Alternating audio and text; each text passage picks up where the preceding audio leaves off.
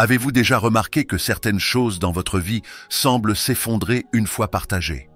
Que ce soit vos rêves, vos projets ou même des moments de joie, le simple fait d'en parler semble parfois attirer des obstacles inattendus. Ce n'est pas une coïncidence. Le silence, lorsqu'il est utilisé avec sagesse, est l'une des armes les plus puissantes que vous puissiez posséder.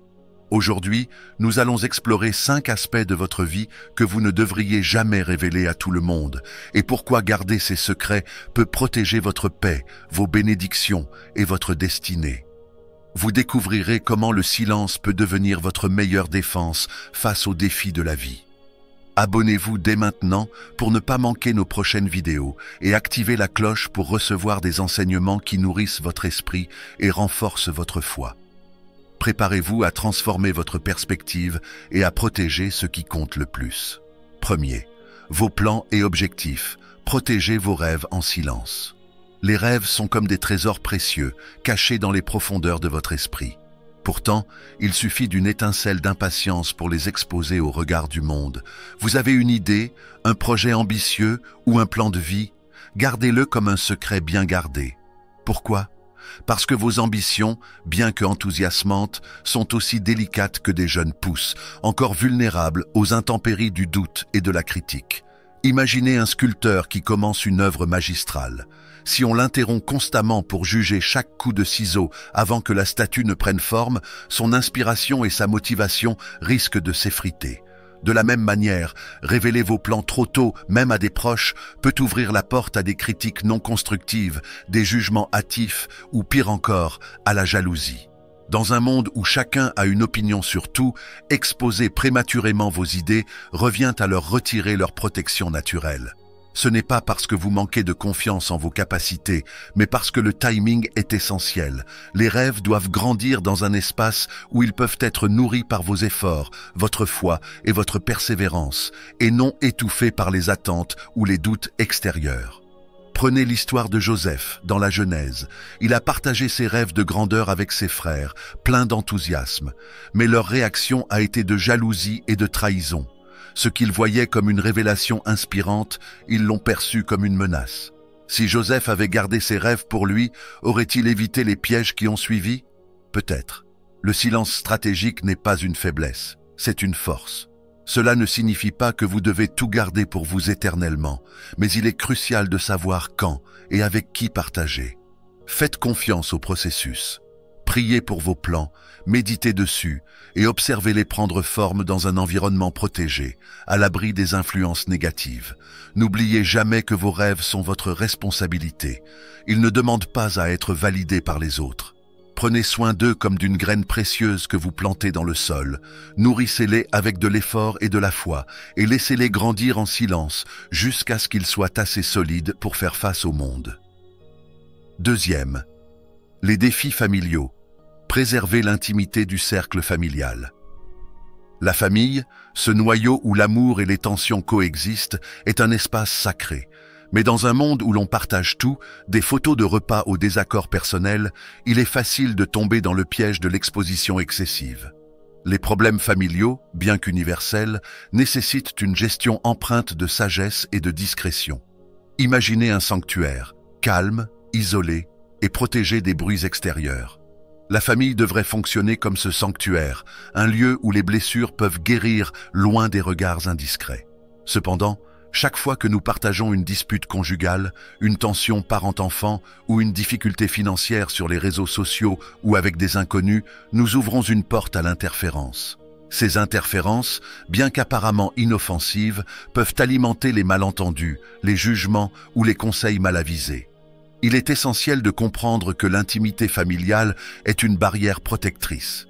Elle permet aux conflits de se résoudre naturellement, sans que des opinions extérieures n'attisent les flammes. Exposer ces problèmes revient à exposer vos relations à des forces extérieures qui pourraient diviser au lieu de guérir. Prenons un exemple biblique, les fils de Noé. Lorsqu'ils ont découvert leur père dans un moment de faiblesse, certains ont choisi de le couvrir avec dignité, tandis qu'un autre a révélé sa vulnérabilité pour le tourner en dérision. Les premiers ont illustré la puissance de l'amour et de la discrétion, tandis que l'autre a semé la discorde. Cette histoire est une leçon intemporelle. Protéger les vulnérabilités de votre famille renforce les liens et préserve la dignité collective. Quand des défis familiaux surviennent, cherchez des solutions dans un cercle restreint et fiable. Confiez-vous à des conseillers spirituels, des thérapeutes ou des amis proches qui comprennent l'importance de la confidentialité. Plutôt que de publier un message vague sur les réseaux sociaux pour attirer de l'attention ou du soutien, adressez-vous à ceux qui prient pour vous et agissent dans votre intérêt. L'amour, la grâce et la patience sont les clés pour naviguer ces moments difficiles. Rappelez-vous que les tempêtes familiales sont temporaires, mais les blessures causées par une exposition inutile peuvent durer bien plus longtemps. Protéger les défis familiaux dans un cocon de discrétion n'est pas une faiblesse, mais un acte de force et de sagesse. Dans ce sanctuaire de confidentialité, les problèmes trouvent leur solution, les cœurs se réparent et les liens deviennent plus solides que jamais. Troisième, vos victoires récentes, la patience, avant la gloire. Un succès récent est comme une flamme vacillante. Il éclaire, il réchauffe, mais il reste vulnérable au moindre souffle de vent. C'est naturel de ressentir une excitation débordante après une percée, un nouveau poste, un projet abouti, une opportunité tant attendue. Vous voulez crier votre joie sur tous les toits. Mais dans cet enthousiasme se cache un piège. Partager vos victoires trop tôt peut compromettre leur épanouissement. Imaginez un fruit encore accroché à sa branche. Il est prometteur, mais pas encore prêt à être cueilli. Le cueillir prématurément signifie le priver de sa maturité, de sa saveur et de sa pleine valeur. Vos réussites récentes suivent le même principe. Elles ont besoin de temps pour s'enraciner, pour devenir solides face aux regards critiques, aux jalousies et aux imprévus qui pourraient les fragiliser. Prenons l'exemple de Joseph dans la Genèse. Lorsqu'il a partagé son rêve d'une grande destinée avec ses frères, son enthousiasme s'est retourné contre lui. Ses paroles, pourtant innocentes, ont attisé la jalousie, menant à des trahisons qui auraient pu écraser son potentiel. Joseph nous enseigne une leçon essentielle. Ce n'est pas parce que votre victoire est réelle que c'est le bon moment de la rendre publique. De plus, le succès attire l'attention, et tout le monde ne souhaite pas votre bonheur. Certains voient votre victoire comme une inspiration, mais d'autres comme une provocation. En la dévoilant prématurément, vous invitez involontairement des obstacles, jalousie, critiques et parfois même des tentatives de sabotage. Alors, que faire? Gardez votre succès pour vous, du moins temporairement. Prenez un moment pour célébrer en privé, pour savourer cette sensation d'accomplissement et pour poser les bases solides de ce que vous avez atteint. Une victoire bien protégée grandit en force. Elle s'épanouit dans l'ombre jusqu'à ce qu'elle soit prête à briller pleinement, sans crainte des tempêtes extérieures. Vos réussites sont comme des graines. Elles doivent être plantées dans un sol fertile, arrosées avec soin et protégées des vents violents. Ce n'est qu'une fois qu'elles ont pris racine qu'elles peuvent fleurir au grand jour, offrant des fruits durables que rien ni personne ne pourra détruire. Quatrième, vos finances personnelles, la discrétion. Comme garde-fou. L'argent, aussi utile soit-il, est un terrain glissant lorsqu'il s'agit de le rendre public. Dans un monde où l'on mesure souvent la réussite à l'aune des possessions visibles, une voiture luxueuse, des voyages de rêve ou des achats extravagants, il peut être tentant de partager ses réussites financières. Mais chaque fois que vous exposez vos finances, vous ouvrez une porte à des regards indiscrets, à l'envie et parfois à des intentions malveillantes. Imaginez une maison construite sur un terrain sans clôture. Plus la maison est grande et impressionnante, plus elle attire l'attention. Mais cette visibilité vient aussi avec des risques. Elle devient une cible facile pour ceux qui veulent s'introduire ou causer des dommages. Vos finances sont similaires. Plus elles sont visibles, plus elles attirent l'attention. Et tout le monde n'a pas de bonnes intentions. L'histoire du roi Ézéchias dans la Bible est un puissant rappel des dangers de la vantardise financière. Après avoir été guéri par Dieu, il a imprudemment montré tous ses trésors aux envoyés babyloniens. Ce geste de fierté a conduit à des conséquences désastreuses, car les Babyloniens ont utilisé ces informations pour envahir son royaume plus tard. Cet exemple montre que ce que vous partagez peut devenir une arme entre de mauvaises mains. Dans le contexte moderne, les réseaux sociaux amplifient ces risques.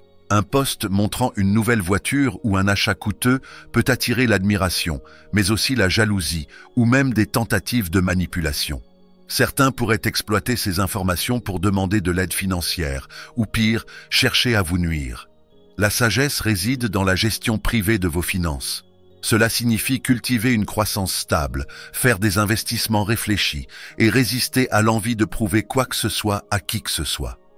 Rappelez-vous que la véritable richesse n'est pas ce que vous montrez, mais la façon dont vous utilisez ce que vous avez pour bâtir quelque chose de durable. Privilégiez la discrétion.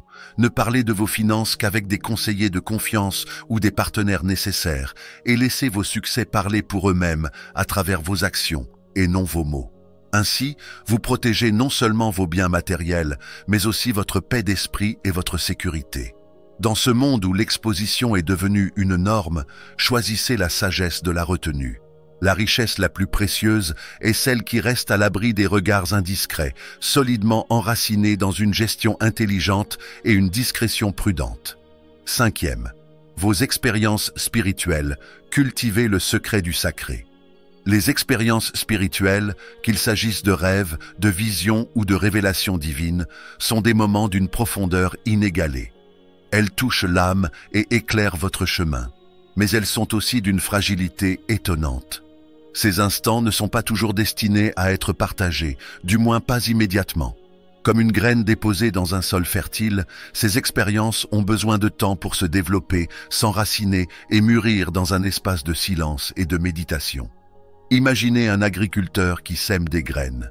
Chaque graine a besoin de protection contre les intempéries et les prédateurs jusqu'à ce qu'elle devienne assez forte pour s'épanouir.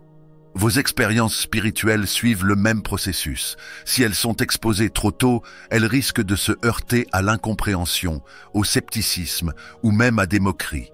Ces réactions peuvent non seulement diminuer l'impact de ces révélations, mais aussi affaiblir votre foi en leur signification. Prenez l'exemple de Marie, la mère de Jésus. Lorsqu'elle a reçu l'annonce de l'ange Gabriel qu'elle porterait le Messie, elle n'a pas couru le partager avec tout le monde. Au lieu de cela, elle a gardé cette révélation précieuse dans son cœur, permettant à Dieu de travailler à travers elle sans interférence extérieure. Ce choix de silence stratégique a préservé la puissance de cette promesse jusqu'au moment approprié. De même, l'apôtre Paul a mentionné avoir été transporté dans le 3e ciel, où il a reçu des révélations incroyables. Apprenez à discerner quand parler et quand garder le silence.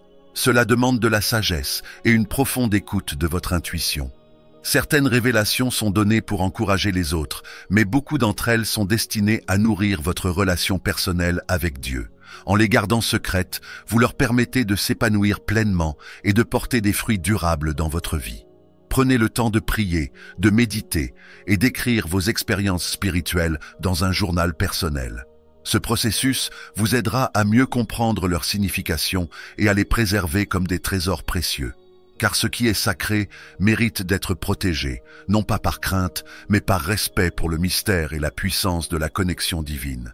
Dans un monde où tout semble devoir être partagé, choisir le silence est un acte puissant. Protégez vos bénédictions, respectez votre voyage et faites confiance au timing parfait de Dieu. Ce n'est pas toujours facile, mais en cultivant la discrétion, vous ouvrez la voie à une vie pleine de paix et de prospérité. Si ce message vous a inspiré, abonnez-vous dès maintenant et activez la cloche pour recevoir plus de contenus qui nourrissent l'esprit et le cœur. Ensemble, apprenons à vivre avec sagesse et intention.